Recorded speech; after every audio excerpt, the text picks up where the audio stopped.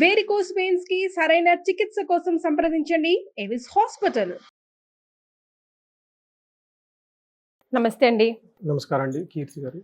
ఇక 2025లో ద్వాదశ రాశిలో భాగంగా మిథున రాశి వారికి ఈ జనవరి నెల ఎలా ఉండబోతుందో తెలుసుకుందామండి. మంచిదండి. మిథున రాశి వాళ్ళకి యాక్చువల్గా ఇదేమంటారు, సిచ్యువేషన్కి తగిన విధంగా ఉంటుంది ఈ మంత్. ఓకే. అంటే మనకి జనరల్గా జనవరి మంత్ అన్ని పండగలు అవన్నీ ఉంటాయి. మనకి సంక్రాంతి ఉంటుంది, 3 days ఫెస్టివల్ చేస్తాం. దానికి ముందు ధనుర్మాసము, ఆ తర్వాత మనకి కూడాను చాలా బాగుండే మంత్ కాబట్టి వీళ్ళకి కూడా కరెక్ట్గా అలానే ఉంటుందండి. ఈ మంత్లో చాలా బాగుంటుంది. వీళ్ళు కూడా ఆధ్యాత్మికంగా ఉండి చాలా తీర్థయాత్రలు తిరిగేసి చాలా బాగా చక్కగా సుఖంగా సౌఖ్యంగా ఉంటుందని మనం చెప్పుకోవాలి. ఒక 2 ముక్కలు చెప్పాలంటే ఈ రాశి వాళ్ళకి. ఓకే. సో అదేంటి డీటెయిల్స్కి మనం చూద్దాం. ఫస్ట్ మృగశిర 3-4 పాదాలు, ఆరుద్ర 1-2-3-4 పాదాలు, పునర్వసు 1-2-3 పాదాలంతా మనకి మిథున రాశిలో వస్తారని చెప్పుకోవాలి. పేరు బలంగా మీరు చూసుకుంటే వీళ్ళకి కా, కీ, కు, కం, జ్ఞ, చ, కే, కో, హ, మోరార్లెస్ ఇదే సౌండ్తో ఉన్న వాళ్ళ పేర్లంతా కూడా మనకి మిథున రాశి వస్తారని చెప్పుకోవాలి. ఫస్ట్ మనకి గ్రహ సంచారం చూద్దాము. వీళ్ళలో మకర రాశి మనకి 14వ తారీఖున సూర్యుడు మూవ్ అవుతున్నారండి. బుధుడు సంచారం వచ్చేటప్పటికి ధనురాశిలో January 4th, శుక్రుడు సంచారం కుంభలో 28వ తారీఖున మారుతున్నారండి. అక్కడ కుంభరాశిలో మంత్ అంతా ఉంటారు. తర్వాత కుజుడు మిథున రాశిలో ఉండేసి January 21st వరకు అక్కడే ప్రవేశిస్తారని చెప్పుకోవాలండి మనం.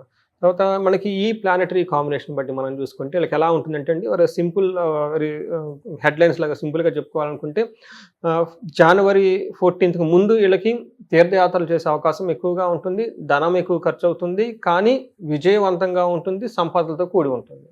అయితే సూర్యుడు మారిన తర్వాత మనకి సంక్రాంతి తర్వాత ఎలా ఉంటుందంటే వీళ్ళకి శారీరకంగా కొంచెం హెల్త్ కాంప్లికేషన్స్ వస్తాయి, ధనం ఎక్కువగా ఖర్చు అయ్యే అవకాశం ఎక్కువగా ఉంటుంది, గొడవలయ్యే అవకాశం ఎక్కువగా ఉంటుంది. కానీ వీళ్ళకి ఏం చెప్తారంటే అండి, ఇంట్లో వాళ్ళ సపోర్ట్ చాలా బాగుంటుంది. లేడీస్కి కానీ జెంట్స్కి కానీ వాళ్ళు ఇంటరాక్ట్ అయ్యే మనుషులతోటి చాలా బాగుంటుంది.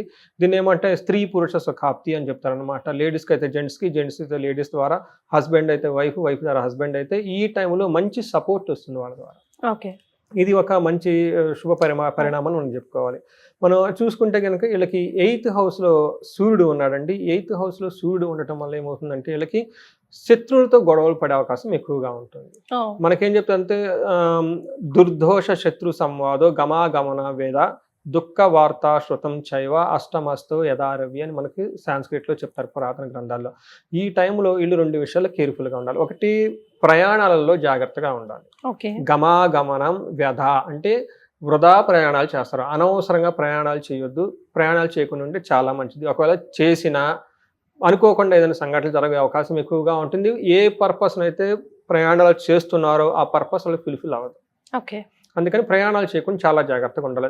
దుఃఖ వార్తా శృతం అని చెప్తారు, అంటే ఏదో ఒక బ్యాడ్ న్యూస్ వినే అవకాశం కూడా వీళ్ళకి ఎక్కువగా ఉంటుంది. ఇది కూడా డేట్స్ గుర్తుపెట్టుకోండి. January 16th నుంచి 26th మధ్యలో ఈ ఇంటెన్సిటీ ఎక్కువ ఉంటుంది. ఈ 10 days, ఆ 10 daysలో చాలా కేర్ఫుల్గా ఉండాలి. తర్వాత వీళ్ళకి శత్రువులతో వాళ్ళ మానాన్ని వదిలేస్తే బాగుంటుంది, వీళ్ళంతా పోయి వాళ్ళతో గొడవ పెట్టుకునే అవకాశం ఎక్కువగా ఉంటుంది. కానీ వీళ్ళు కొంచెం జాగ్రత్తగా ఎక్కువగా ఉండాలి. ఖర్చులు కూడా అతిగా ఎక్కువ చేసే అవకాశం ఎక్కువగా ఉంటుంది అనమాట. అయితే వీళ్ళకి కుజుడు కూడా ఉండటం వల్ల ఏమవుతుందంటే అండి, చేపట్టిన పనిలో కార్యక్రమం చెడిపోవటము, తర్వాత వీళ్ళు పోయి దుర్మార్గులతో సహవాసం పడతారు. అందుకని చెప్పేసి వీళ్ళు కొంచెం ఆధ్యాత్మికంగా ఈ మంత్ ఉండటం చాలా చాలా ఇంపార్టెంట్ అనమాట. తర్వాత అధికారులతో అసంతృప్తి ఉంటుంది. ఏదైనా పని చేస్తే వీళ్ళు పై బాస్ కానీ వాళ్ళు కానివ్వండి, ఏంటి ఇలా చేసావు అలా చేసావు అని ఏదో మాట్లాడేస్తూ ఉంటారు. ధనం వీళ్ళు అవుట్ ఆఫ్ కంట్రోల్లో ఉంటుంది. అందుకని వీళ్ళు ఈ మంత్ చాలా ఆధ్యాత్మికంగా ఉండేసి బయటికి వెళ్ళకుండా, ప్లాన్లు చేసుకోకుండా, పెద్ద పెద్ద వాళ్ళని కలవకుండా, లేదంటే అగ్రెసివ్ ప్లాన్స్ ఇలాంటి రిస్కీ పనులు కానీ ఏమీ చేయకుండా వదిలిపెట్టేసి బయటికి సంబంధించిన వాటి, ఇంటికి సంబంధించిన వాటిలో కనుక ఫోకస్ చేస్తే చాలా బాగా కలిసి వచ్చేస్తుంది. ఇంటికి సంబంధించిన పనిలో వీళ్ళకి ఎలా ఉంటుందంటే 9th హౌస్లో ఉండటం వల్ల ఏమవుతుందంటే వీళ్ళకి వస్త్రలాభం, మహా ఆరోగ్యం, గురుభక్తి, స్వధర్మకృత్, చిత్తశుద్ధి, అభీష్ట కార్యసిద్ధి అంటున్నాడు. ఇంట్లో కనుక ఫోకస్ పెట్టి చేస్తే ఎలాంటి పనులు బాగుంటుంది, వస్త్రలాభం ఉంటుందంట, మంచి ఆరోగ్యంగా ఉంటుంది, గురువులపై భక్తితో ఎక్కువగా ఉంటుంది ఈ టైంలో. మళ్ళీ ఆశ్రమాలకు వెళ్ళటం కానివ్వండి, తర్వాత టెంపుల్స్కి వెళ్ళటము, గురువుకి సంబంధించిన క్షేత్రాలను విజిట్ చేయటం, తర్వాత ఎవరినైనా సరే ఒక మెంటార్స్ని కలవటం, ఇలాంటి వాళ్ళని ఎక్కువగా కలిసేసి వాళ్ళ దగ్గర సజెషన్ తీసుకునే అవకాశం ఎక్కువగా ఉంటుంది. ఆ టైంలోనే పెద్దలపై మంచి గౌరవం ఉంటుంది, అభివృద్ధి ఉంటుంది.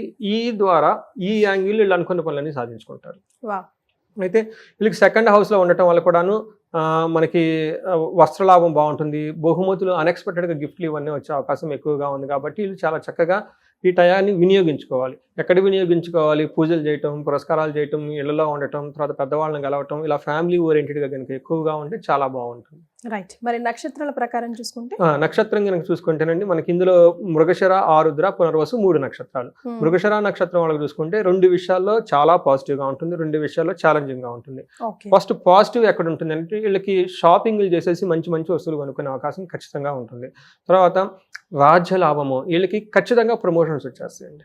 ఓకే, వాళ్ళకున్న ఏమంటారంటేనండి కీర్తి ప్రతిష్టలు, వాళ్ళకున్న అధికారము, ఇవన్నీ బాగా పెరిగిపోతాయి వాళ్ళకి. ఛాలెంజెస్ ఎక్కడ ఉంటుందంటే అండి ఫైనాన్షియల్గా స్ట్రగుల్ అయ్యే అవకాశం ఎక్కువగా ఉంది, గొడవలు అయ్యే అవకాశం ఎక్కువగా ఉంది. ఓకే, సో మరి వీళ్ళు ఏం చేయొచ్చు అంటారు? ఆరుద్ర కనుక చూసుకుంటే వీళ్ళకి 2 విషయాల్లో చాలా బాగుంది, 2 విషయాల్లో ఛాలెంజింగ్గా ఉంది, 3 విషయాల్లో ఛాలెంజింగ్ అని చెప్పుకోవాలి. ఫస్ట్ వీళ్ళకి ఎక్కడ విషయం బాగుందంటే అండి రాజ్య లాభము, ఖచ్చితంగా వీళ్ళకి ప్రమోషన్ వచ్చే అవకాశం ఎక్కువగా ఉంది.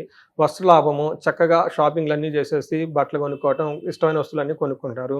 తర్వాత వీళ్ళకి ఫైనాన్షియల్గా చాలా ప్రాబ్లం వచ్చే అవకాశం ఎక్కువగా ఉంది. అయితే జనవరి 12th నుంచి మంత్ ఎండ్ వరకు వీళ్ళు దీర్ఘకాలికంగా తలపెట్టిన ఏదైనా ఒక పనిలో సరిగ్గా రిజల్ట్ రాక అవి అప్సెట్ అయ్యే అవకాశం ఎక్కువగా ఉంది. వాళ్ళు ఏదో ఒక దీర్ఘకాలంగా ఒక పని తలపెడతారు, లేదంటే దానివల్ల ఎక్కువగా లాంగ్ రన్ లో చాలా మంచి రిజల్ట్ ఉందని ఇప్పుడు ఇంతకుముందు ఒక పని స్టార్ట్ చేసి ఉంటారు. అయితే అలాంటి ఎక్స్పెక్టేషన్స్ అన్ని ఫిల్ఫిల్ అవ్వక ఇబ్బంది పడే అవకాశం ఎక్కువగా ఉంది. కాబట్టి ఆ విషయంలో కొంచెం కేర్ఫుల్గా ఉండాలి. లాస్ట్ ఇందులో పునర్వసు నక్షత్రం వల్ల వీళ్ళకి 2 విషయాల్లో చాలా పాజిటివ్, 2 విషయాల్లో ఛాలెంజింగ్గా ఉంది. ఎక్కడ పాజిటివ్గా ఉందంటే షాపింగ్ చేస్తారు, తర్వాత వీళ్ళకి ప్రమోషన్స్ వచ్చే అవకాశం ఎక్కువగా ఉంది, ఫైనాన్షియల్గా ఇబ్బంది పడిపోతారు. వీళ్ళకి కూడా మరణ సంబంధం రిలేటెడ్లో సంబంధించిన విషయాలు ఎక్కువగా ఉంది. మరణం అంటే భయపడద్దు, అంటే వీళ్ళు చేస్తున్న వర్క్ కానివ్వండి, వీళ్ళకి రావాల్సిన వీళ్ళు హై అంబిషన్స్తో చేస్తున్న పని ఏయో ఆటంకాలు వచ్చేసి ఆగిపోతాయి. టోటల్గా ఆ ప్రాజెక్ట్ ఆగిపోయే అవకాశం ఎక్కువగా ఉంది, లేదంటే పోస్ట్ పోన్ పడే అవకాశం ఎక్కువగా ఉంటుంది. సో డిసప్పాయింట్మెంట్ కి ఎక్కువ తాగున్నట్టుంది. అవునండి.